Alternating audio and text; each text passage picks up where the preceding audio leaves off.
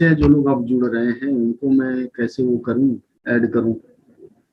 ठीक है, देखिए टॉपिक है आज का हमारा, why people fail in PGDT 3 and 4। ये मीटिंग हमारी जूम पे भी चल रही है और साथ में हम लोग इस पे भी कर रहे हैं। तो सबसे पहला इसका कारण क्या है, सबसे पहले हम देख लेते हैं कि इसके कंटेंट क्या क्या होते हैं पीजीडीटी 3 और 4 के। ठीक है, आप लोग देख पा रहे हैं, एक बार हाँ बता दीजिएगा। ठीक है, तो पहला कंटेंट इसमें क्या होता है पीजीडीटी 3 में, उसमें थ्योरी 20 नंबर की होती है। थ्योरी का मतलब हो गया कि आपको एक प्रश्न का उत्तर लिखना है। प्रश्न का उत्तर कैसा होता है, कोई एक लॉन्ग आंसर टाइप रहता है, उसका आपको जवाब देना पड़ता है। ठीक है, उसके बाद जो दूसरी चीज है वह यह है कि उसमें 2 लाइनर ट्रांसलेशन होता है। टू लाइनर ट्रांसलेशन मतलब आपको दो दो लाइन के ट्रांसलेशन दिए जाएंगे, हिंदी से अंग्रेजी और अंग्रेजी से हिंदी। ये दोनों अनुवाद आपके 10-10 नंबर के होंगे, मतलब 5-5 प्रश्न होंगे और उनका आपको अनुवाद करना पड़ेगा, वो 10 अंक के होंगे। इसके बाद जो तीसरा रहता है उसमें पीजीडीटी 3 में, तीसरा रहता है इसमें बड़े अनुवाद अंग्रेजी से हिंदी करने के लिए 45 अंक, अर्थात 3 ऐसे रहेंगे। आवाज नहीं आ रही है, किस में नहीं आ रही है? हाँ, जिसको नहीं आ रहा है, हाँ जिसको नहीं आ रहा है एक बार अपना माइक सेट कर लें। ठीक है, चलिए। तो बड़े अनुवाद होते हैं अंग्रेजी से हिंदी के, वो 45 नंबर के होते हैं और 3 होते हैं, अर्थात एक एक में 15-15 नंबर। उसके बाद आपको रहता है अंग्रेजी में अनुवाद, मतलब हिंदी से अंग्रेजी, वो 15 नंबर का। अब इसको आप अगर जोड़ लेते हैं तो 15 और 45 60 हो जाता है, और 60 के बाद ऊपर 20 नंबर, 60-20-80, और थ्योरी भी 20 नंबर, अर्थात 100 नंबर का हो गया। पास करने के लिए आपको कितना लाना है ममता? पासिंग मार्क्स कितना चाहिए? पासिंग मार्क्स 40 चाहिए, 45 नहीं चाहिए, 40 नंबर चाहिए। अब मुझे ये बताइए, थ्योरी में कितना गंदा आप लोग लिख सकते हैं? 10 नंबर से कम कोई स्कोर कर सकता है क्या? ठीक है, मैं आपको हिंट दे दूंगा कि ये पढ़ लीजिए, उसमें से आपका आएगा ही आएगा। थ्योरी बहुत गंदा लिखे, बहुत गंदा लिखे तो 8 नंबर कंफर्म है। अब आते हैं हम 2 लाइनर ट्रांसलेशन, अगर 20 नंबर का है तो उसमें 10 नंबर तो मिलेगा ही मिलेगा, अर्थात 10 और 8 18 हो गया। 40 में से और कितना हमें लाना है? 22 नंबर। अब ये 45 और 15 अर्थात 60 नंबर में से आपको 25 नंबर नहीं मिल सकता है, हाँ या ना? अब कैसे आएगा वो मैं कल आपको बताऊंगा। चलते हैं, कुछ हम सैंपल देख लेते हैं। देखिए छोटे अनुवाद के लिए जो आता है, पिछले वर्ष ये प्रश्न पत्र आया था, उसमें था simply to prepare election roll. आप लोग नोट करिएगा इसको, was a tremendous task for election commission of India. या क्वेश्चन पेपर मैं साझा कर दूंगा, लिंक आप वहां से डाउनलोड कर सकते हैं। इसका आपको अनुवाद करना था। कर पाएंगे? मैं 1 मिनट का समय देता हूं, आप लोग देखिए कितने लोग कर पाते हैं इसको।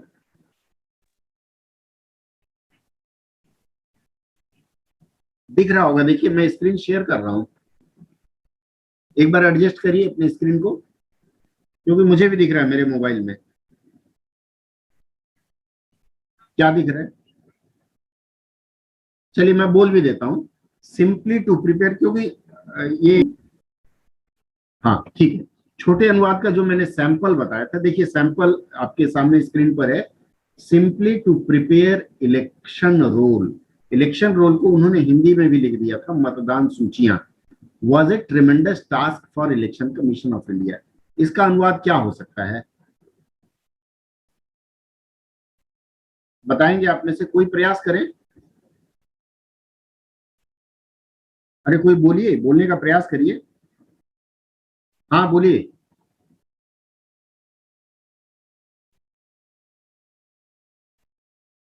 नहीं, देखिए ठीक है, चलिए थोड़ा सा नजदीक है आप। और हम्म, चलिए कोई बात नहीं। हाँ। हम्म,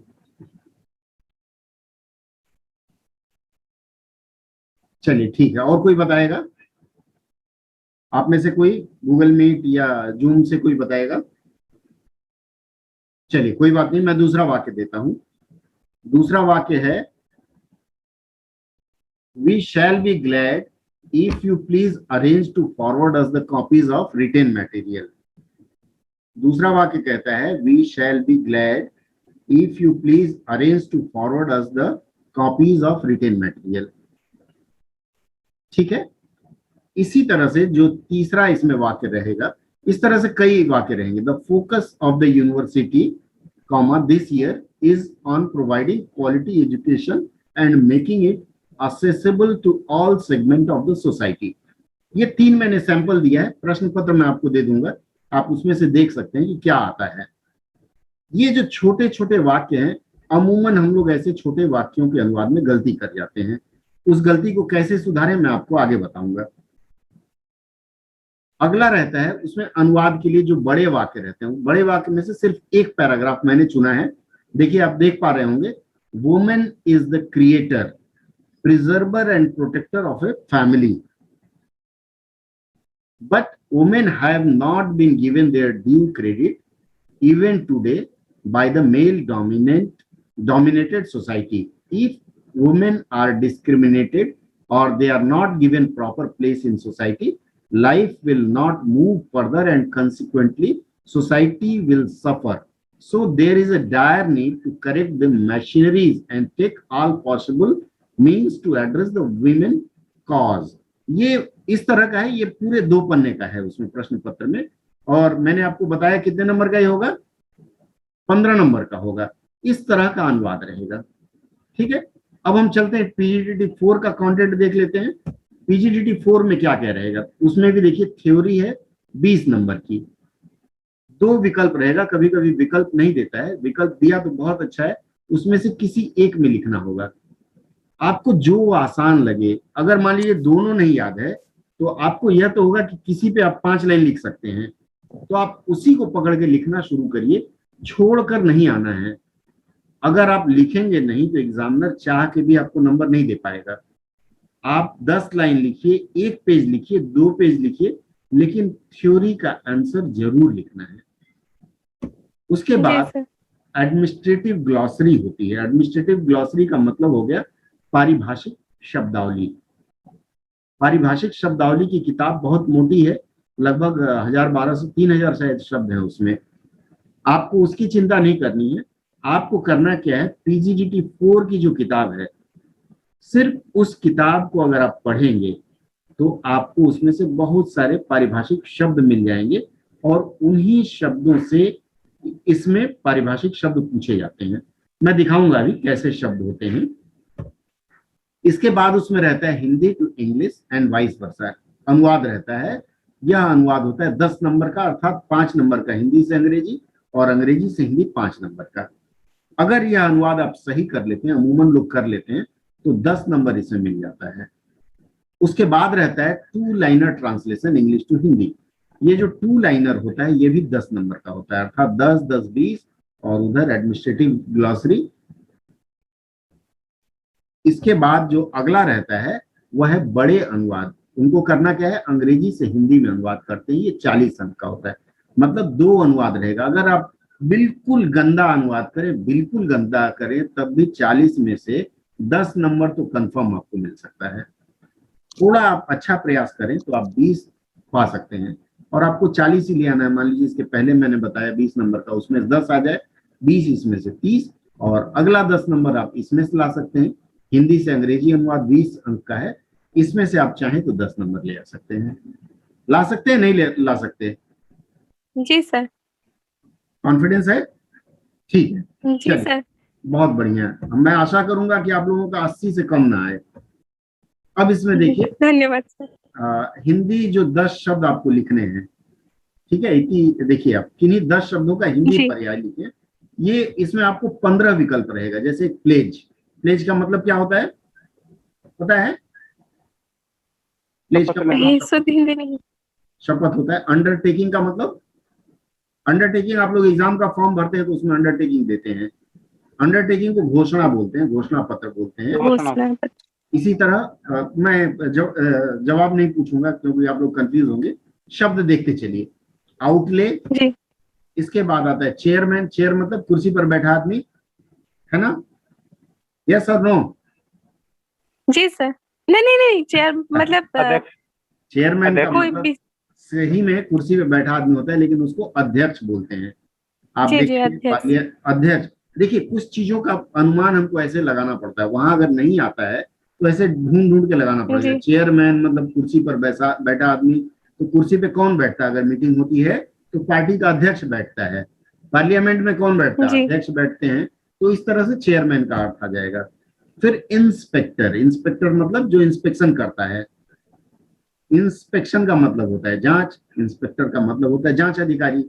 इस तरह से आप इन हम्म, शब्दों का अर्थ निकाल सकते हैं। उसके बाद आता है सुपरविजन। सुपरमैन एक हुआ करता था, और विजन का मतलब होता है जैसे अर्थ निकालना हो तो विजन का मतलब होता है दृष्टि। सुपर मतलब जो सबसे ज्यादा दृष्टि हो। तो सबसे ज्यादा दृष्टि कौन रखेगा? जो घूर घूर के देखता है, अर्थात पर्यवेक्षक बोलते हैं इसको। इसी तरह से हम्म, अगला जो शब्द होगा क्या? प्रोपोजर। प्रपोज करना, ज्यादातर मैरिज प्रपोज किया जाता है, शादी का प्रस्ताव दिया जाता है। तो ई आर लग गया तो हम्म, प्रस्तावक हो गया। इस तरह से आप शब्दों को याद कर सकते हैं, एक शब्द से दो शब्द याद हो जाएगा। अंडर साइन, अंडर मतलब नीचे, साइन का मतलब हस्ताक्षर करने वाला। इसके लिए हमने एक प्रशासनिक शब्द दिया है कि अधो हस्ताक्षरी। अधो का मतलब नीचे होता है, और हस्ताक्षरी मतलब जिसने साइन किया होता है। ठीक है, ये हम्म, संज्ञा शब्द है। इसी तरह से अगला है स्पेसिमेन सिग्नेचर। स्पेसिमेन का मतलब होता है नमूना, और सिग्नेचर का मतलब हस्ताक्षर। गलती से भी इसको नमूने का हस्ताक्षर मत लिख दीजिएगा। नमूना नहीं मतलब तो फिर जीरो। नहीं तो उस आदमी को आप सैंपल बना देंगे। ठीक है, जीरो हो जाएगा। ठीक है। सस्पेंडेड। सस्पेंशन और सस्पेंडेड। सस्पेंडेड का मतलब क्या होता है? निलंबन। ठीक है, निलंबित करना। इसके बाद होता है नॉन रिकरिंग। इसके बाद आता है इंसिडेंटल चार्जेस। इसके बाद आएगा लंप सम। इसके बाद रीइंबर्समेंट। इस तरह के कई शब्द होंगे जिनका जवाब आपको देना पड़ता है, और इसमें से 10 ही देना है। मान लीजिए 4 नहीं आया, 10 में से 6 तो दे सकते हैं। हाँ या ना? जी ठीक जी है, बिल्कुल। अब हम आते हैं हमारी कमियां क्या है। हमारी मतलब मैं अपने को भी उसमें रखता हूं, क्योंकि अलग करूंगा तो फिर जी आप लोगों से जुड़ नहीं पाऊंगा, है ना? सबसे पहले हमारी जी कमी क्या है? थ्योरी वाले प्रश्नों की तैयारी में कमी रहती है। हमें पता है पीजीडीटी की परीक्षा है, लेकिन हम में से कोई भी घर में आधा घंटा नहीं पढ़ता होगा। पढ़ता है क्या? सर। सर ऐसे क्वेश्चन में कितना पेज का आंसर लिखना होता है? 20 नंबर का 20 क्वेश्चन। नंबर 20 नंबर का क्वेश्चन है, 3 पन्ना लिख लीजिए, बहुत है। ठीक है। ठीक है सर। 3 आपका जी बच सर। है तो 5 लिखिए, लेकिन समय की पाबंदी है, समय देखते हुए मैं बताऊंगा क्या है। ठीक है। जी थ्योरी वाले प्रश्नों की तैयारी ममता कर रही है, इति और बाकी लोग भी। योगिता, मैं चाहूंगा आप लोग भी अब ही से करना शुरू करिए। बहुत आसान है, 2 जी किताबें हैं इसमें पीजीडीटी 3 के लिए। एक सारा अनुवाद है, जी और दूसरा आशु अनुवाद है। उसी दोनों में से घुमा फिरा के आता है। और आप लोग चाहें जी तो बहुत आराम से सारा अनुवाद मतलब सिनेमा देख के आए। मान लीजिए आपने उड़िया में सिनेमा दिखाई थी, या फिर ममता आपने जी भोजपुरी में देखा। आपको कह दिया जाए इस उड़िया वाली जो फिल्म है इसको हिंदी में बता दीजिए, और ममता से कह दिया गया कि आपने जो देखा है वो बांग्ला में बता दीजिए। तो आप कैसे बताएंगे? आप लोग हम्म, क्या करेंगे? आप लोग पूरी उसका कहानी तो नहीं, डायलॉग के साथ नहीं बताएंगे ना। अरे वो शाम्भा कितना आदमी रहना है, ऐसे नहीं बोलेंगे ना। या इति नहीं, बोलेंगे। हम उसका हाँ, इति बोलेंगे, खंड खंड कौरी दीवार, ऐसे नहीं बोलेंगे ना। हाँ, आप उसको नहीं। समझाएंगे लोगों को कि देखो एक अबरवा था, एक गब्बरवा था। इस तरह से कहानी अपने अनुसार समझाएंगे। ठीक है। जी उसी को सार अनुवाद कहते हैं, अर्थात कोई बड़ी चीज जो लिखी हुई हो उसका पूरा सार निकाल लीजिए। ये क्या कहता है, 3 घंटे की कहानी 15 मिनट में आपने लिख के कंप्लीट कर दिया, वो सार अनुवाद है। अलग अलग संदर्भ जी। है। हाँ बोलिए।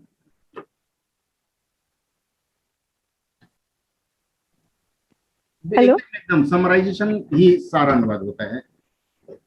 जी हाँ हाँ, 1/3 बोला जाता है। 1/3 बोला जाता है। ठीक है, लेकिन यहाँ समरी लिखने के लिए आपसे नहीं कहा जाएगा। समरी से रिलेटेड आपसे क्वेश्चन पूछा जाएगा कि सार अनुवाद क्या है, उसके लाभ क्या हैं, सार अनुवाद का प्रयोग कहाँ होता है। सार अनुवाद और आशु अनुवाद में अंतर क्या है। इस तरह के 4-5 प्रश्न रहेंगे। ठीक है, तो अगर आप वो किताब का वो चैप्टर पढ़ लेना, बहुत आसान है, एक ही चीज हर पेज में घुमा के लिखा है। तो पूरी किताब पढ़ने में मुझे लगा था 20 मिनट। तो आप लोग तो हमसे ज्यादा फास्ट पढ़ते हैं, आप लोगों को 10 मिनट लगेगा। मतलब एक हफ्ता 10-10 मिनट पढ़ ले तो कितना मिनट हो जाएगा, 70 मिनट। और 70 मिनट में आपका सार अनुवाद वाला चैप्टर कंप्लीट है। गारंटी देता हूं कि उसमें 20 में से आपको 14 नंबर जरूर मिलेगा। तो मैंने भी ऐसे ही पढ़ा था और एग्जाम में मुझे 80 नंबर मिले थे। ठीक है, मैं बोल के आया था सर 80 से कम मिला तो मैं पढ़ना छोड़ दूंगा। ठीक है, आपको भी मिलेगा। ठीक है, दूसरा मैं बता रहा हूँ, दूसरा क्या है, प्रश्न बिना समझे उत्तर लिखना प्रारंभ कर देना। ये बहुत बड़ी गलती है। हमने प्रश्न में देखा सारानुवाद, क्या पूछता है, भूल गए, फट से सारानुवाद लिख दिए, घर आए तो याद आया कि सारानुवाद के डीमेरिट्स पूछा था और हम कुछ और लिख के आ गए। आप प्रश्न को कम से कम 2 बार पढ़ेंगे, 2 बार पढ़ने के बाद फिर उसको लिखेंगे। क्लियर है, आगे बढ़े। अगली जो कमी है, जी सर, अगली कमी मैंने शुरू में ही बताया था कि परीक्षा के पूर्व हम सही ढंग से तैयारी नहीं करते हैं। मैंने आपको बताया रोज 10 मिनट करके आप पढ़िए। क्या 400-500 पन्ने की है, उसमें से 300 पन्ने बेकार हैं, खाली 200 पेज पढ़ना है आपको। अगर आप रोज 10 मिनट करके पढ़ें, मैं गारंटी लेता हूं जिस दिन परीक्षा होगी आपको कुछ पढ़ने की जरूरत नहीं है। सॉरी, और अलग से कोई किताब पढ़ने की जरूरत नहीं है। जो दिया हुआ है स्टडी मटेरियल वो मोर देन सफिशिएंट है। ठीक है, अगला है सबसे बड़ी कमी, हम व्हाट्सएपिया युग के लोग हैं ना, हम लोग ज्यादातर व्हाट्सएप और फेसबुक यूनिवर्सिटी के बालक हैं, तो हम लोग कलम से लिखने की आदत नहीं डालते हैं। हम क्या उंगली चलाते हैं, अंगूठे से हम टाइप कर देंगे, 5000 शब्द टाइप कर देंगे 1 मिनट में, लेकिन जब कलम पकड़ के लिखना होगा तो हमारी हाथ नहीं चलते हैं। उसके लिए रोज आप कम से कम 2 पेज लिखने का अभ्यास करिए आज से ही। कुछ नहीं लिख सकते तो अपने बारे में 2 पेज लिखा करिए, और कुछ नहीं लिख सकते अपने बेस्ट फ्रेंड के बारे में लिखा करिए, और नहीं तो सबसे अच्छा तरीका है किताब लीजिए, उसमें से जो चैप्टर पसंद आए उसके कंटेंट्स खाली आप नोट करिए। घड़ी देखिए कि हम 15 पेज कितने देर में लिख पाते हैं। 2 घंटे में अगर आपने 15 पेज लिख लिया तो ये आपकी विजय होगी, अचीवमेंट होगा, क्योंकि अधिकांश लोग छोड़ आते हैं, समय नहीं मिलता बोलते हैं। तो वो अभ्यास आप अभी से करिए। आज ये जो आप अभ्यास करेंगे कहीं भी कॉम्पिटिटिव एग्जाम में भी ये फायदा देगा, और इस तरह से आप कभी फेल नहीं करेंगे। Time management. ठीक है, नेक्स्ट हम चलते हैं जी। अगली जो कमी है, सबसे बड़ी कमी है शब्द ज्ञान की कमी। शब्द ज्ञान की कमी क्या है कि हम सब्जेक्ट चेयरमैन हम लिख दिए, कुर्सी पर बैठा आदमी। ठीक है, हमने सुपरमैन, तो सुपरमैन को हमने हनुमान जी लिख दिया, या इस तरह से अनाप शनाप शब्दों का हम प्रयोग करते हैं। वो मैं कैसे दूर करना है बताता हूँ। अगली कमी है, अनुवाद करते समय हम नियम का ध्यान नहीं रखते हैं। नियम का ध्यान कैसे नहीं रखते हैं, मान लीजिए सेंटेंस है इंडेफिनिट में, मैं यहां बैठा हूं, मैं यहां बैठा हूं का अनुवाद क्या होगा, आई से I am sitting here, I am sitting here. लेकिन हाँ बिल्कुल, आई एम सिटिंग हियर, लेकिन हमें क्या लग रहा है इसमें तो रहा हूं रही नहीं है, तो आई सिट हियर लिखना होगा। बस वही मार गए। देखिए होता क्या है कि जो आदत होती है उसमें ताते ती लगा होता है, उसमें यस यस का प्रयोग नहीं होता है। लेकिन स्पॉन्टेनियस, मैं यहाँ पर खड़ा हूँ पढ़ रहा हूँ, ऐसे जो सेंटेंस होंगे उनको भी हम प्रेजेंट कंटिन्यूअस में दिखाते हैं। ये नियम आपको याद रखना पड़ेगा। अगली कभी क्लास लूंगा मैं, तो मैं आपको टेंस के बारे में बताऊंगा कैसे टेंस आप दिमाग में रख सकते हैं 10 मिनट में। तो ये नियम आपको ध्यान रखना है। अगर इंडेफिनिट है तो उसमें yes yes is am are का प्रयोग नहीं होता है। फिर अगर तत्काल कोई न्यूज, हम ब्रेकिंग न्यूज कर रहे हैं तो उस, या फिर फ्यूचर की कोई न्यूज अभी बता रहे हैं तो उसको हम प्रेजेंट इंडेफिनिट में लिखते हैं। तमाम रूल्स हैं, वो मैं मेरी किताब में है, आप चाहिए तो किताब हमारी उस पर उपलब्ध है pothi.com पे, बहुत सस्ते में आप वहां से ले सकती हैं, या मेरे पास अगर है तो आप लोग मुझे रिक्वेस्ट भेजिएगा, मैं आपको बता दूंगा। ठीक है, लेकिन किसी को शेयर सर कहाँ से ले सकते हैं? pothi.com वेबसाइट पे है, या फिर आप मुझे रिक्वेस्ट भेजिएगा, मैं मेल कर दूंगा आपको, अगर मेरे जी जी डिस्क में पड़ा होगा तो। ठीक है। जी सर। जी सर। हाँ, अगली कमी जो है वो संदर्भ के अनुसार सही शब्दों के चयन में कमी हो जाती है। संदर्भ के अनुसार का मतलब होता है, जैसे मान लीजिए मैं प्रोपोजर लिखा हूं, अभी मैंने शब्द बताया था प्रोपोजर। ठीक है, क्लियर है? प्रोपोजर शब्द, आवाज आ रही है ना सबको रश्मि? जी जी ठीक है, तो प्रोपोजर का मतलब होता है प्रस्तावक।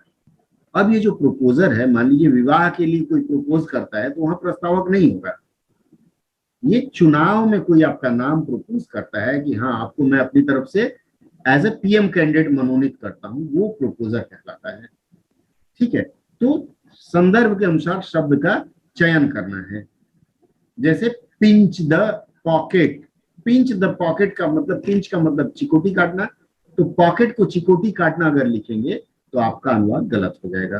पिंच द पॉकेट का मतलब होता है it will pinch my pocket, इसका मतलब है वो प्रोवर्ब है एक तरह का, और जहां प्रोवर्ब है वहां आपको ध्यान रखना है कि उसी के अनुसार उसका अर्थ लिखें। तो उसके लिए आपको पूरा का पूरा पैसेज पढ़ना जरूरी है। अनुवाद शुरू करने से पहले पूरा का पूरा पैसेज आप जरूर पढ़ेंगे। इसके बाद है भाषा और विषय की प्रकृति के अनुसार वाक्य संरचना की त्रुटि। अभी जैसे मैंने पहला क्वेश्चन किया था, आप लोगों ने जवाब दिया था, 2-3 लोगों ने, लेकिन कुछ ना कुछ उसमें सेंटेंस फॉर्मेशन में गलती आ रही थी। जैसे मान लीजिए हिंदी का विषय है, तो हिंदी में सबसे पहले कर्ता, फिर कर्म, फिर क्रिया। जैसे राम आम खाता है, लेकिन इसके ठीक उल्टा अंग्रेजी में राम ईट्स मैंगो लिखा जाता है। उस प्रकृति के अनुसार ही आपको अनुवाद करना है, वो फिर ऊपर वाला अनुवाद के नियम के अंदर आ जाएगा। इसका भी ध्यान रखना है। क्लियर है? आगे बढ़े। जी अब इन कमियों को दूर कैसे करें? ठीक है, इन कमियों को दूर करने का सबसे पहला तरीका, शब्द ज्ञान की कमी का उपाय यह है कि आप लोग रोज कुछ ना कुछ पढ़िए। अखबार पढ़िए, कुछ न मिले तो बच्चों की कॉमिक पढ़िए, पोगो वाली कॉमिक लेके पढ़िए, और उसमें जो कठिन शब्द मिले उनको आप डिक्शनरी से देखेंगे, आप ऑनलाइन डिक्शनरी में नहीं देखेंगे। डिक्शनरी है आप में से सबके पास? जी नहीं है तो किसी लाइब्रेरी से चुरा लाइए। अभी कोरोना काल चल रहा है, किताब चुराना परमिटेड है। ठीक है, ज्यादातर लोग किताब चुराते हैं। तो आपको करना क्या, जब आप बुक खोल के ऐसे देखेंगे ना, मान लीजिए मेरे पास ये किताब रखी हुई है, मैं जब इस किताब को ऐसे खोलूंगा तो बिना मतलब मैं 4 शब्द और देखूंगा ना, ये सबके साथ होता जी है। तो कम से कम हमारे सब कॉन्शियस माइंड में, अंतर मन में 4 एक्स्ट्रा शब्द अंकित हो जाएंगे। इस तरह से आपका शब्द ज्ञान अपने आप बढ़ने लगेगा। The Hindu, Times of India, Yugantar, Jalandhar, तमाम अखबार हैं ऑनलाइन उपलब्ध, उनमें से भी आप देख के ये काम कर सकते हैं। आधा घंटा इसके लिए डिवोट करिएगा, एक डायरी बनाइएगा, जी डायरी में उसको नोट करिएगा। अनुवाद कर, हाँ बोलिए श्रुति।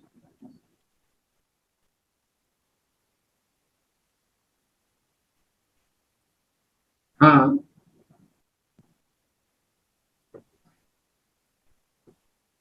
अरे आपकी किताबें अभी तक नहीं आई हैं? अच्छा सॉरी। अच्छा अच्छा, तो किसी किसी सहेली से मांग लीजिए ना। आ, मैं बनारस के मैं बनारस के किसी को ढूंढ के आपका संपर्क करा देता हूँ। ठीक है। मुझे लगता है गूगल मीट में बनारस की कोई जुड़ी है क्या? गूगल मीट में कोई बनारस से है अभी? अ, खुशी जी हैं। खुशी जी, आपकी परीक्षा जब पूरी हो जाए तो श्रुति जी का नंबर मैं आपको दे दूंगा। श्रुति जी बनारस में आईसीआईसी बैंक में है, कभी आप बनारस गई तो इनसे मदद ले सकती हैं। मैं आप, ठीक है, हाँ मैं नंबर दे दूंगा। ठीक है श्रुति, बात, श्रुति आवाज आई है खुशी की? नहीं आई है? ठीक है, फर्स्ट क्लास। तो श्रुति आप अपना नंबर भी मुझे भेज दीजिएगा, आपका नंबर नहीं है मेरे पास। ठीक है, मैं खुशी से साझा कर दूंगा। ठीक है, खुशी से मतलब हैप्पीली। ठीक है ठीक है, चलिए नेक्स्ट। हाँ नेक्स्ट हम चलते हैं। तो अनुवाद करते समय नियम का ध्यान नहीं रखते हैं। इसका उपाय क्या है कि वाक्य को खंड खंड में बांट दें पहले। जैसे मान लीजिए आपको बड़ा पिज्जा मिलता है, खाती होंगी आप लोग, श्रुति तो खाती ही होंगी बनारस में, तो बड़े साइज का, लार्ज साइज का मंगाती होंगी, उसके 8 टुकड़े करती हैं और सब लोग मिलके खाते हैं। हाँ, तो इसका मतलब है कि 8 टुकड़े हैं तो 8 लोग खा पाएंगे ना। इसी तरह वाक्य को खंडित कर देना है।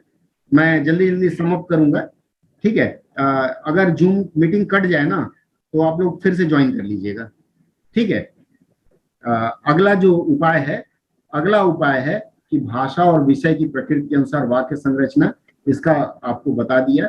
अब इसके बाद है ये जो पैसेज है, इसका अनुवाद हम कैसे करेंगे।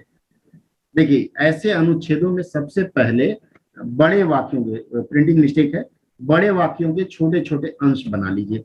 जैसे एक वाक्य मैंने दिया आपको, women is the creator, preserver and protector of a family, ठीक है। इस वाक्य का जब मुझे अनुवाद करना होगा, सबसे पहले मैं इस वाक्य में सब्जेक्ट निकालूंगा। कर्ता क्या है, विमेन है, महिला, उसको पहले निकालूंगा। तो इसका मतलब वुमेन इज द, इस वाक्य का पहले अनुवाद करूंगा। इसके बाद ऑब्जेक्ट आएगा ऑफ ए फैमिली, परिवार का। इसके बाद हम लोग लिखेंगे क्रिएटर, प्रिजर्वर एंड प्रोटेक्टर।